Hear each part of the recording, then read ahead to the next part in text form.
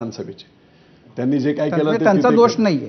नाही, दोष आता मी बोलतो ना की ते पश्चिम पट्ट्यात पाणी जे दिलं नाही त्याच्यात ती 5 वेळा उपमुख्यमंत्री होते, ते त्यांना सुचलं पाहिजे होतं, त्यांनी केलं पाहिजे होतं. नाही झालं, ठीक आहे, एकदा लक्षात आल्यानंतर. मग तुम्ही नियतीचा जो खेळ म्हणता तो हाच आहे की ज्याचा विरोध हा की ज्याचा ते विरोध करत आले आणि परत कसा निवडून येतो असं म्हणणारे.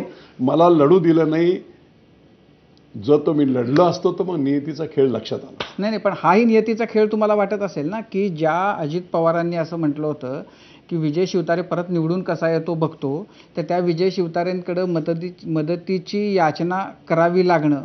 राजकारणात बऱ्याच गोष्टी घडत असतात आणि राजकारणात असं नेहमी बोललं जातं, हा काय कोणाचा बाण रेटत नसतो आणि कोणाच्या काय वैयक्तिक बिझनेसवर अटॅक किंवा काही नाही.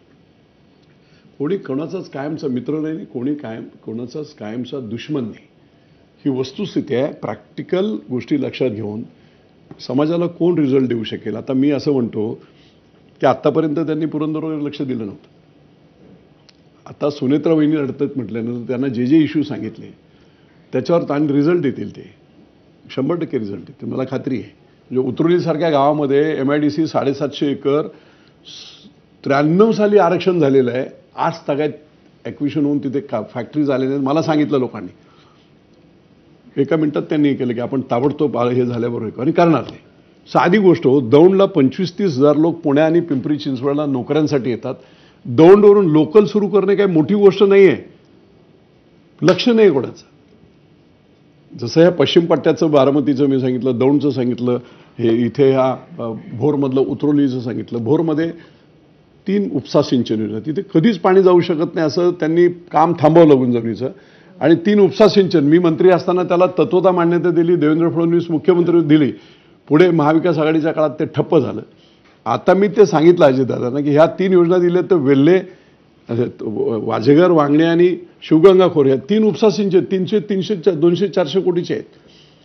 1782 कोटीचा सुधारित प्रशासकीय मान्यता दिले, तर या 3 योजनांसह पुरंदरला 1 वर्षात पाणी जाईल.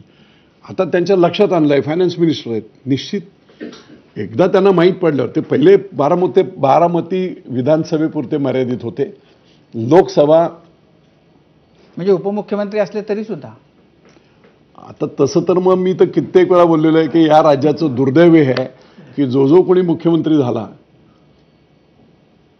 तो अख्ख्या महाराष्ट्राचा कोणी झाला नाही. आत्ता हे मला शिंदे साहेबांचं जे काम आहे ना ते फ्लोअर लेवलवर. पण आत्ताच्या म्हणजे देवेंद्रजींबद्दल पण असंच म्हणता येईल. नाही, हे मी भाजप सेनेच्या सरकारच्या अगोदर माझी ती टीका असायची.